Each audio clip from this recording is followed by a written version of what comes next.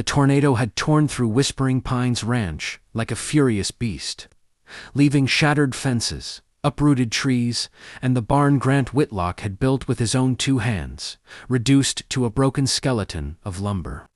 For the widowed rancher, it felt like losing a second home, another irreplaceable piece of his life, taken by forces beyond his control. Grant surveyed the damage, jaw tight, grief tucked beneath his stoic exterior. The barn wasn't just a structure. It was memories of cattle drives, winter nights, tending sick calves, and moments spent with his late wife, Sarah, who had insisted the barn doors be painted blue because it reminded her of the summer sky. He wiped the sweat from his brow when he heard the crunch of wagon wheels approaching. Turning, he saw a woman hop down with surprising ease. She was tall, capable-looking, with auburn hair tied back in a loose ponytail, and a tool belt slung over one shoulder. "Phew, Grant Whitlock," she called. "Name's Eleonora Hale. Folks in town said you needed a barn rebuilt." Grant blinked. "You're the carpenter," she smirked. "Last time I checked, I hear you need someone who knows how to make things stand steady." "I'm good at that." He couldn't deny he was surprised. Female carpenters weren't common around these parts, but the way she inspected the broken timber, steady, focused, respectful, told him she knew her craft. Grant watched as she knelt by a fallen beam, brushing off dust and examining the grain. "Tornado did a number on it," she murmured, "but it's not hopeless. With the right crew and time, you'll have this barn standing again." Something eased in Grant's chest, something he hadn't felt since Sarah passed. Hope, quiet as pine needles falling. "You work alone?" he asked. "For a job like this, I'll need your help," she replied, standing. "If you're willing." Grant hesitated. He had been avoiding help of any kind, avoiding people, really. But something about Eleonora felt steady, grounded, like the first calm after a storm. "I'm willing," he said finally. She smiled, confident and warm. "Then we start tomorrow, at sunrise." Grant nodded, feeling the weight of grief shift just a little. Maybe rebuilding the barn wasn't just about restoring wood and nails. Maybe it was about rebuilding something inside himself, too. Sunrise painted the ranch in gold as Eleonora spread out her sketches on a makeshift table. Grant stood beside her, arms crossed, studying the drawings. She explained everything: load-bearing posts, roof pitch, the best timber, to use her voice, calm and confident. He found himself listening more intently than he expected. "You've done this a long time?" he asked. "Since I was old enough to swing a hammer," she replied with a grin. "My father taught me, said, a well-built structure is like a promise. You honor it by making it strong." Grant nodded. "Sounds like a good man." He was. Her smile softened, touched by memory. "Your wife, folks in town said you lost her last winter." Grant tensed. People talked too much. Yet Eleonora's tone held no pity, only understanding. "Yeah," he said quietly. "Sarah was sick a long time." Eleonora didn't offer the usual condolences. Instead, she picked up a beam and said, "Then let's build something she'd be proud of." Side by side, they began clearing the debris.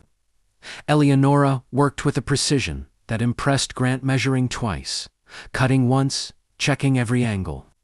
The rhythm of saws and hammers filled the air, replacing the heavy silence that had dominated the ranch for months. At noon, Eleonora dusted off her hands. "Break time. You eat yet?" "No." "Well, I'm not building a barn with a man who plans to faint halfway through." She handed him a sandwich from her bag. He chuckled. Small sound, but genuine. "You always this bossy, only when folks forget they're human." Grant sat beside her on a fallen beam.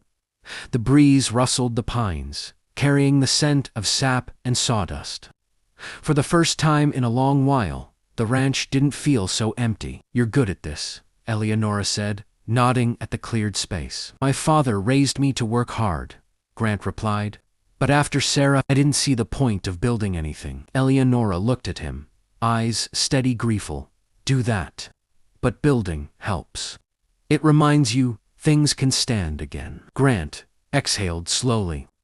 Maybe she was right. As the day faded, the foundation of the new barn began taking shape. Eleonora stepped back, satisfied. "We'll finish it," she said confidently.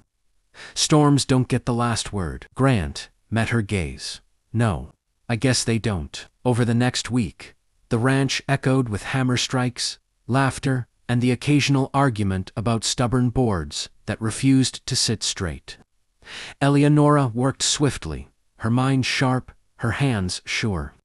Grant found himself enjoying the work in a way he hadn't thought possible. One afternoon, as they framed the barn walls, Grant noticed her struggling to lift a beam, clearly too heavy for one person. "Whoa now," he said, rushing over.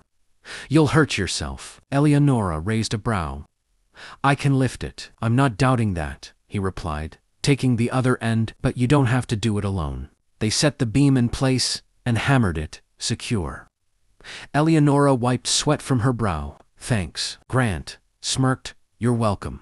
Even if your pride's a little bruised." "Maybe a little," she admitted with a laugh. Later, while he handed her a box of nails, a gust of wind caught her hat and sent it flying across the yard. Eleonora let out a groan. "Not again." Grant snorted. "Stay here, I'll get it." He jogged after the runaway hat, snatched it from a thorn bush, and returned with a grin. "You'd lose your head if it wasn't attached." She placed the hat back on. "Good thing I've got you to chase it." Their banter came Israelite teasing, warm. It chipped away at the walls Grant had built around his heart. Later, as the sun dipped low, Eleonora traced the outline of the half-finished structure. She must have loved this place. Grant's chest tightened. Sarah, yeah. She loved the ranch more than town life. Eleonora looked at him gently. "You don't have to stop loving someone to heal." Grant swallowed hard. "I know. It's just hard to imagine letting anything new take root." Eleonora didn't respond right away. Instead, she picked up a hammer and offered it to him. "Then start small. Build with me. You'll see what grows." Her words echoed long after she walked away. By dusk, the barn walls stood tall, the roof frame rising like a promise. Grant stared at the progress, realizing something had shifted inside him. Eleonora wasn't just rebuilding a barn, she was rebuilding hope. The night before the final roofing began, Eleonora invited Grant to share dinner by a campfire near the tree line. She cooked beans and biscuits over the flames, and the smell alone warmed the cool evening air. "You didn't have to do all this," Grant said, as they sat on opposite logs. "I know," she replied. "But work goes smoother when people feel seen." They ate quietly for a moment, the crackling fire filling the silence. Fireflies drifted lazily through the dusk. Eleonora spoke first. "Grant, you're different from when I arrived." "Lighter," he shrugged. "Maybe I didn't know how heavy I was." Her eyes softened. "Grief makes us ghosts in our own homes." Grant looked at the barn frame silhouetted against the moonlight. "I didn't think I'd ever feel peace again." "Peace doesn't mean forgetting," she murmured. "It just means breathing without hurting." Grant watched her, noticing the fire's glow reflected in her eyes. She was strong, steady, full of life, sharp contrast to the hollow ache he'd carried for months. "You've helped me more than you know," he said. Eleonora smiled softly. "And you've helped me too. I've always been drifting from job to job, never stayed long, but this place. It feels like it means something." "It does," Grant said quietly. "More than I realized." The breeze rustled through the pine branches above them, carrying the faint scent of wildflowers. Eleonora shifted closer, her shoulder brushing his lightly. It was the smallest touch, but it felt like the turning of a page. "Grant," she asked. "Yes." "You don't have to answer now. But once the barn is finished, do you want me to stay? Not for the work. For you." The world seemed to still. Grant's breath caught.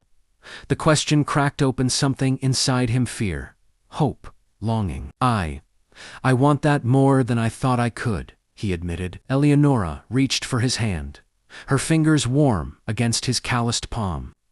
"Then let's see where this goes." Grant squeezed her hand gently. For the first time since Sarah's passing, he felt the future tugging him forward rather than backward. Under the whispering pines, two hearts quietly chose each other. The final day arrived, with bright skies and a crisp breeze. Grant stood beside Eleonora as they hammered the last shingles into place. When the final nail sank in, she threw her hands up triumphantly. "Barn's finished," she declared. Grant hopped down from the ladder. "Looks better than the original." Eleonora nudged him. "Means a lot coming from you." They stepped back to admire the rebuilt barn's sturdy walls. Clean lines and new blue doors, painted in honor of Sarah. Eleonora had suggested the color softly, respectfully, and Grant agreed immediately. It felt right, like honoring the past while welcoming the future. "You did good work," Grant said. "We did good work," she corrected. He turned to her, emotion thickening his voice. "Eleonora, thank you for rebuilding this place, for bringing life back to the ranch, for giving me a reason to look forward again." She reached for his hand. "Grant, I didn't come here expecting anything, but I found something worth staying for." Grant took a breath, steady and full. "Then stay here, with me." Eleonora smiled wide, radiant, hopeful. "I'd like that." He leaned in, pressing his forehead gently to hers. A soft breeze rustled through the newly restored barn, as if the ranch itself were sighing with relief. And when their lips met in a slow, tender kiss, it felt like the closing of one chapter and the opening of another. A new beginning, built from timber, sweat, and healing hearts. As they walked hand in hand toward the house, Grant looked back at the blue barn, glowing in the sunset. "Sarah would have liked you," he said softly. Eleonora squeezed his hand. "Then I'll honor her memory by taking good care of this place. And of you." The pines whispered overhead, carrying the promise of seasons yet to come. And as always, don't forget to like, comment, and subscribe for more Western stories